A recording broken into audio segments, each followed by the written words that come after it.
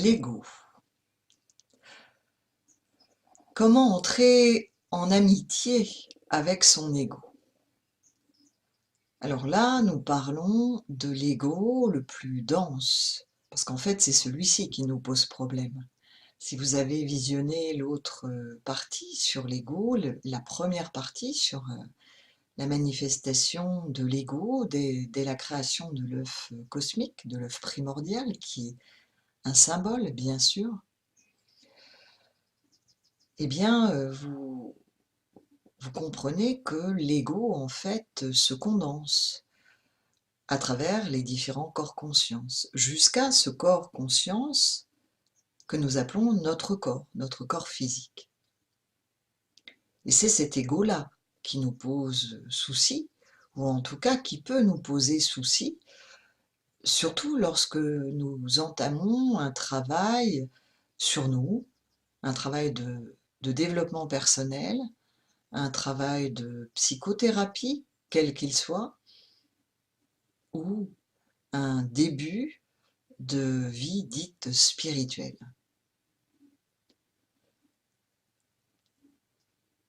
Alors dans la vie spirituelle, c'est surtout là où l'ego va nous poser souci, en tout cas à beaucoup d'entre nous, ou tout du moins durant un certain temps.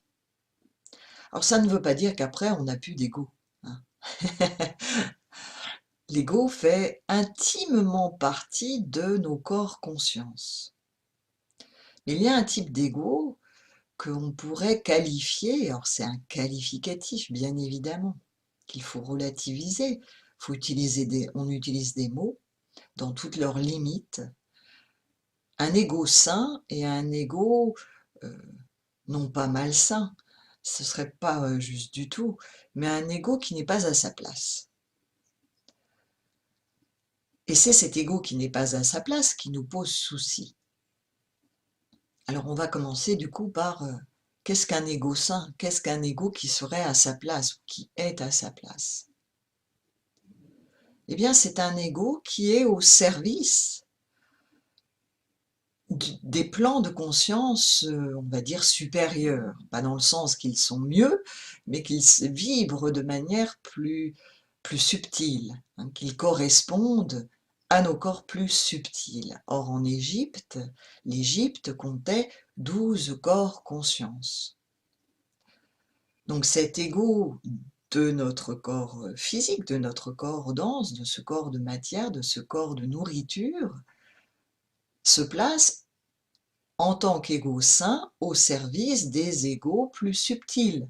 Alors on subdivise comme si on était plein de conscience, mais tout cela, comprenez-le, c'est nous-mêmes. C'est un peu, là on est en train de diviser les choses, c'est un peu comme si j'étais en train de parler votre main, mais votre main, elle fait pleinement partie de vous, hein, voilà. Donc c'est dans le même état d'esprit. Là, je suis en train de tout diviser pour vous permettre de comprendre le sens de l'ego, de comprendre le sens des corps subtils. Mais il faut garder à l'esprit que nous sommes un tout fait de parties. Et donc cet ego sain, dans ce corps physique, dans ce corps de matière, dans ce corps dense, c'est qu'il a une fonction importante à jouer puisque nous échangeons actuellement sur ce corps dense de matière, sur ce plan que je dis horizontal, le plan de la manifestation terrestre, et sur ce plan-là, notre ego, notre corps physique, notre mental liées à ce corps physique, nos émotions liées à ce corps physique, nos perceptions liées à ce corps physique sont essentielles, puisque c'est à travers elles que nous expérimentons, que nous faisons un travail d'apprentissage, d'allègement, de mise en lumière, de conscientisation, qui est au service de tout notre être. Or, tout notre être, ce n'est pas que ce corps-là. C'est là où se pose le problème.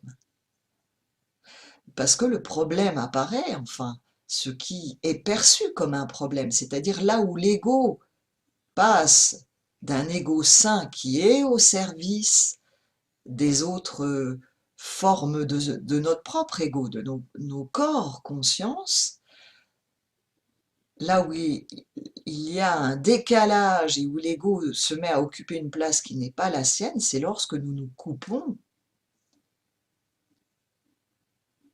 volontairement ou pas, consciemment ou pas, de toutes les autres dimensions de notre être, c'est-à-dire de tous nos autres corps conscience, qui restent reliés à ce corps. Hein, mais c'est un peu comme si on croyait que nous étions uniquement cette main, et que la main pense avoir les pleins pouvoirs. Eh bien là, on est dans un ego qui est euh, décalé, qui n'est pas à sa place, et c'est cet ego-là qui, après, à un moment donné, nous pose souci dans la vie spirituelle,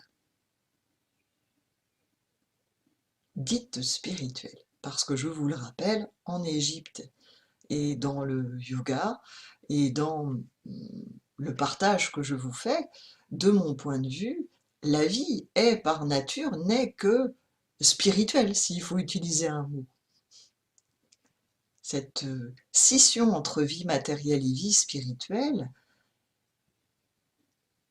est assez récente, cette façon de nous vivre dans le monde. Et elle n'a pas toujours été là. Et on n'est pas obligé d'y adhérer.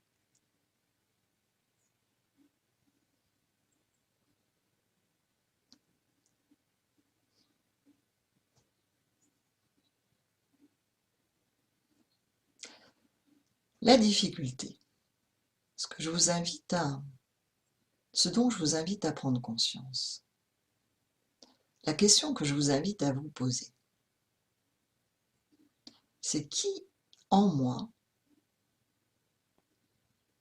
pense, dit, ressent que mon ego est un problème?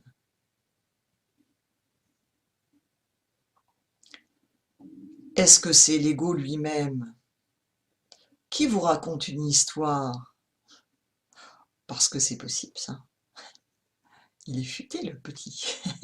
En vous disant, bon, je vais lui dire qu'une partie de moi est un problème, mais c'est toujours moi qui suis derrière. Donc, en fait, elle arrivera pas, ou il arrivera pas, si vous êtes un homme, à se débarrasser de moi, du coup. Parce qu'en fait, c'est moi qui vais lui dire, oui, oui, rassure-toi, je suis un problème. Alors qu'en fait, on reste toujours coupé, hein, dans notre bulle égotique, dans notre tour, euh, qui n'est pas le pilier jet.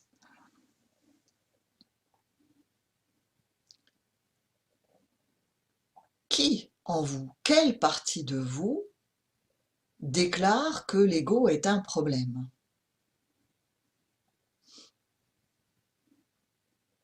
D'après vous, est-ce que vos corps conscience, votre conscience plus subtile, peut penser que votre conscience plus dense est un problème?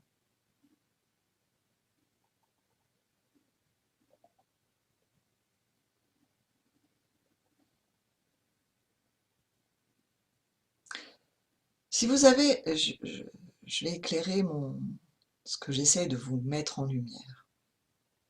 Certains, certaines parmi vous sont parents.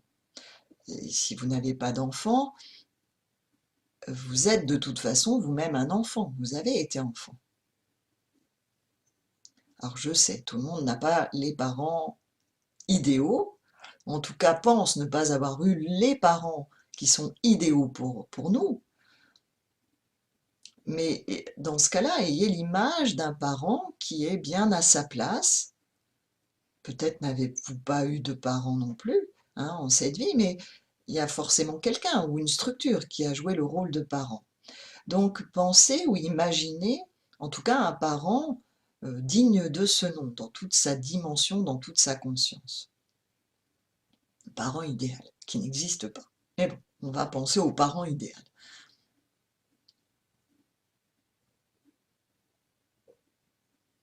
Est-ce que vous pensez que ce parent idéal perçoit son enfant qui fait des bêtises, qui n'écoute pas? Pensez à l'adolescence, si vous avez des enfants, la crise de l'adolescence, c'est quand même quelque chose. C'est ce jeune ou cette jeune femme qui est persuadée tout connaître, tout savoir, qui va vous expliquer la vie et qui pense ne plus avoir besoin de vous alors que, voilà, à côté de ça, il ou elle vous apporte son linge sale, vous demande de faire les repas, mais bon, la crise d'adolescence. Voilà, on va comparer notre ego qui nous pose souci à l'adolescent qui est en crise. Pensez-vous qu'un parent qui est dans ses chaussures va se mettre à dire: «Oh là là, mon enfant qui est ado est complètement à côté de la plaque, ça ne va pas, c'est un problème». Non, en tant que parent, on sait bien que c'est normal que l'enfant fasse sa crise d'adolescence et que c'est même sain. Or ça ne veut pas dire que vous validez tout ce qu'il dit ou tout ce qu'il fait. Vous le remettez à sa place lorsque c'est utile, mais vous êtes à même de comprendre ce qu'il se passe en votre enfant.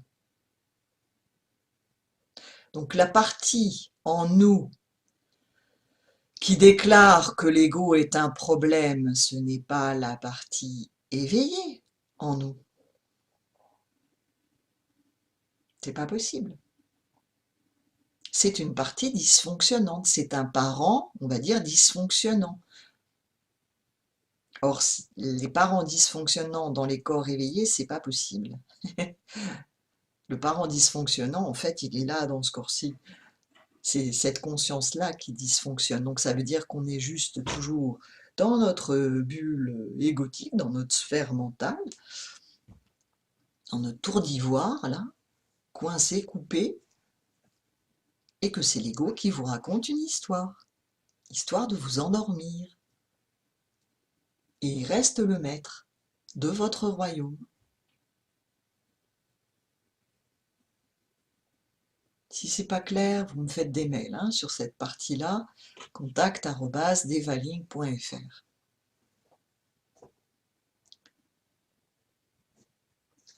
Alors on va continuer.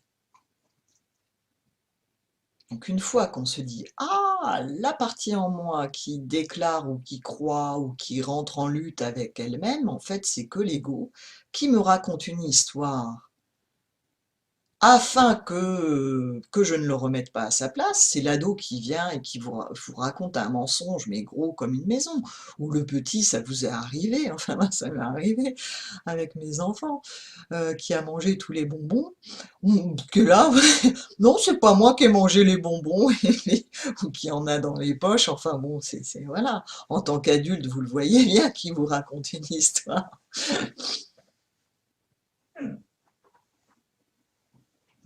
Et l'adulte, même s'il peut feindre d'être en colère, n'est pas en colère intérieurement. Si vous arrivez à ne pas rire lorsque ça arrive des choses pareilles. La partie éveillée en vous n'est pas en lutte avec la partie qui est plus dense. C'est vous-même tout cela.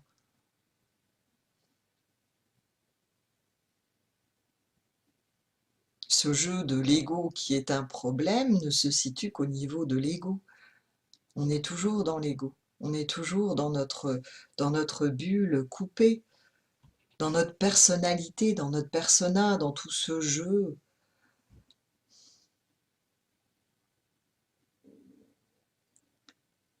Donc dès lors que vous arrivez à entendre cela, donc, je réponds à plusieurs questions qui m'ont été envoyées. Hein. Comment faire de l'ego mon allié?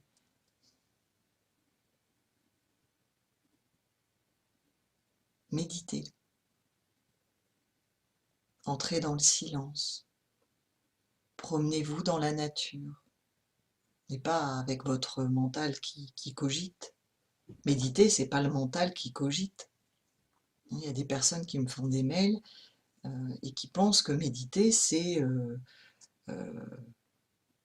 se raconter des histoires intérieurement, y voir plus clair par le mental. C'est pas ça, méditer.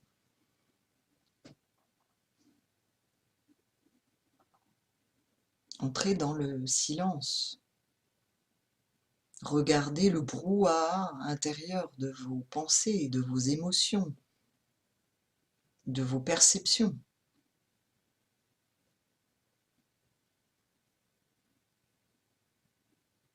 Et à un moment, du coup, ça va s'ouvrir, ça va se relâcher intérieurement.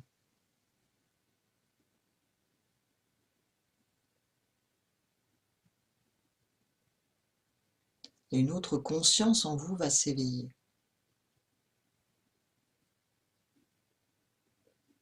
On va dire, pour utiliser des termes toujours, un parent bienveillant.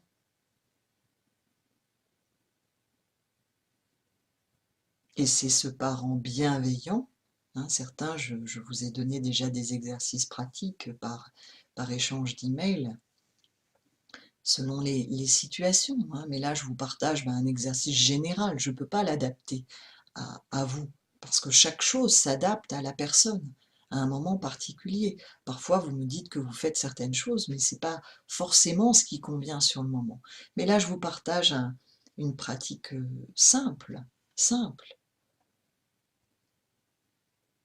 où quand vous parvenez, vous sentez que vous ouvrez, vous êtes en paix dans un silence intérieur, une conscience qui s'éveille, comme un parent bienveillant, eh bien c'est ce parent qui va dire à l'enfant là qui a plein de bonbons dans la bouche et qui dit non, non, c'est pas moi qui les ai mangés, écoute, tout va bien, ne panique pas, c'est pas grave, ça n'est pas grave.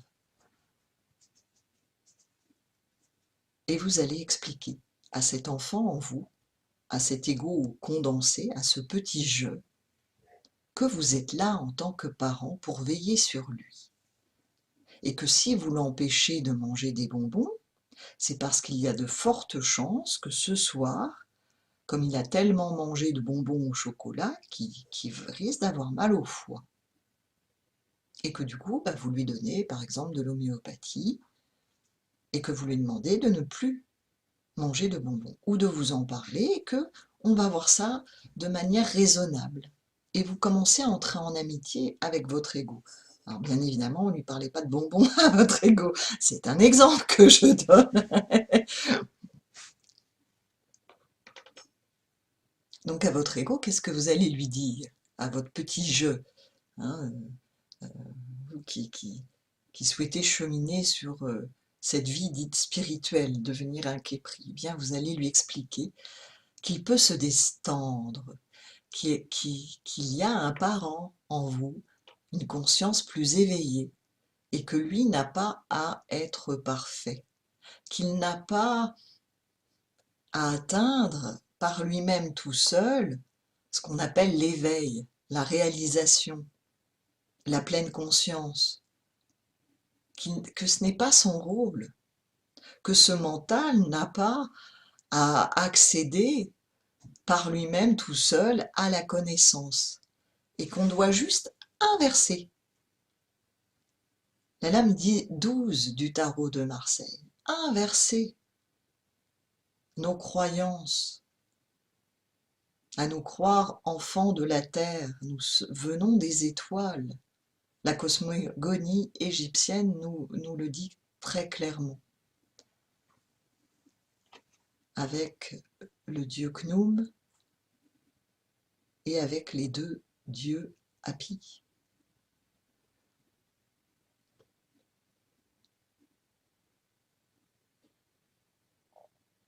Placer nos racines, non plus à la terre, mais au ciel. Nous n'avons pas à accéder à la connaissance à partir de la terre. Nous avons à recevoir la connaissance qui vient d'en haut. Et pour cela, il faut que nous nous poussions. intérieurement, que notre petit je cesse de prendre toute la place, que l'enfant ado en nous cesse de faire sa crise à tout bout de champ. À un moment donné, l'adolescent doit passer de l'état d'adolescent, d'enfant, à l'état d'adulte.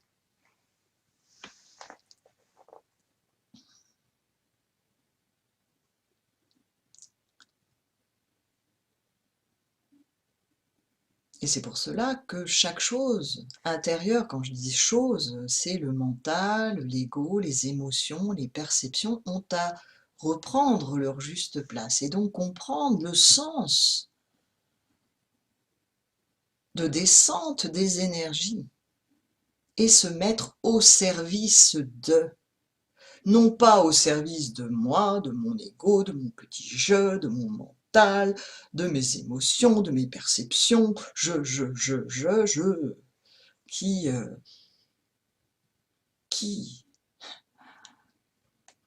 si tout cela n'est pas bien mis en place, lorsque sur le chemin qui est pris va développer des capacités, une autre vision, une autre perception, d'autres émotions, va inévitablement passer du stade de héros, le petit je se croit toujours le héros de sa vie, au stade de super-héros, avec des super-pouvoirs et un super-ego spirituel. Donc le petit je a à se mettre au service du grand je. Mais nous avons besoin de ce petit je pour nous manifester, pour expérimenter. Il a sa place, il est essentiel puisque nous sommes incarnés. Donc il ne s'agit pas de tuer l'ego, c'est impossible, c'est impossible. C'est comme si vous vouliez vous tuer vous-même. Quel intérêt? Pourquoi vous êtes incarné? C'est complètement... c'est invraisemblable. Et vous n'y arriverez pas. Ça n'a pas de sens.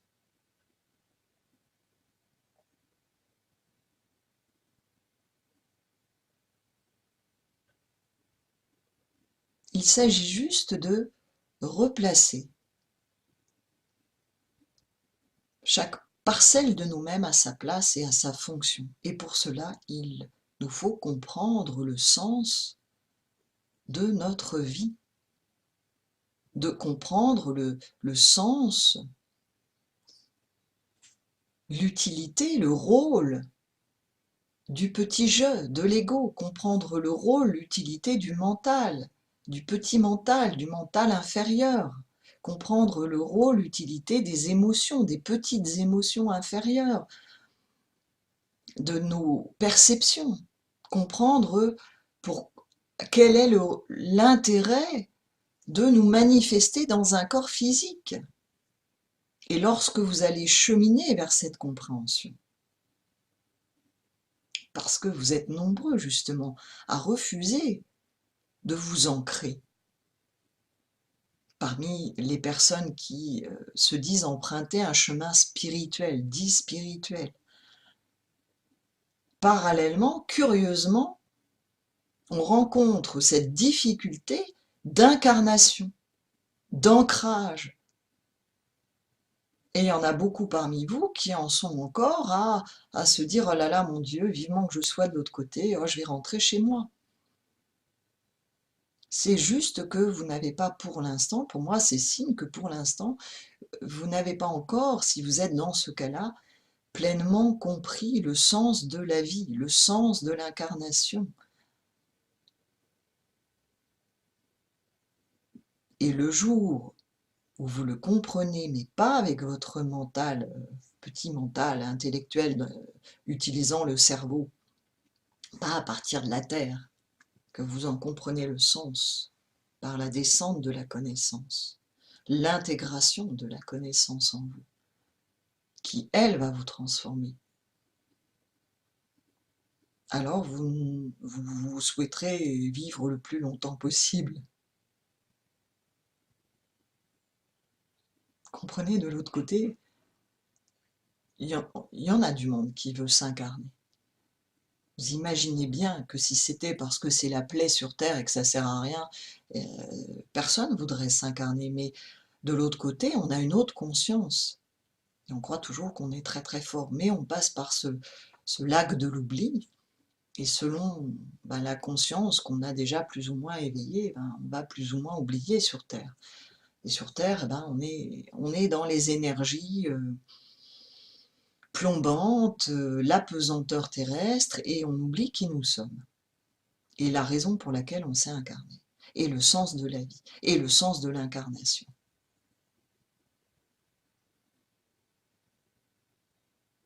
Donc c'est essentiel de comprendre, et quand je dis comprendre, c'est vraiment au niveau cellulaire, par expérience intérieure. Le sens de la vie, le rôle de chaque parcelle de notre être. Et puis après, le sens de notre propre vie, là, dans cette incarnation aussi, dont la roue de naissance, mais il y a d'autres outils. Vous pouvez aussi aller voir une astrologue, des médiums.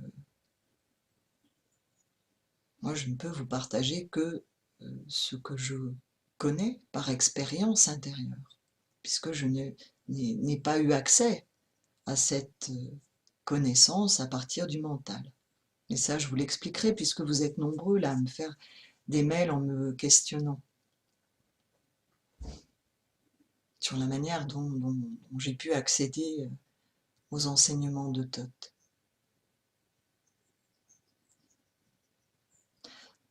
Alors n'hésitez pas, vous me faites des emails. Évitez par les commentaires de me poser des questions qui nécessitent vraiment une réponse adaptée, qui vous est propre. Hein. Je peux pas... voilà, je fais de mon mieux dans les réponses aux commentaires. Je ne peux pas toujours répondre à tous les commentaires. Donc voilà, faites-moi un mail. Si vous avez des questions ou besoin de précision, ou pour partager ce que vous ressentez, je lis tous les emails. Je vous souhaite une belle journée en conscience et vous dis à bientôt.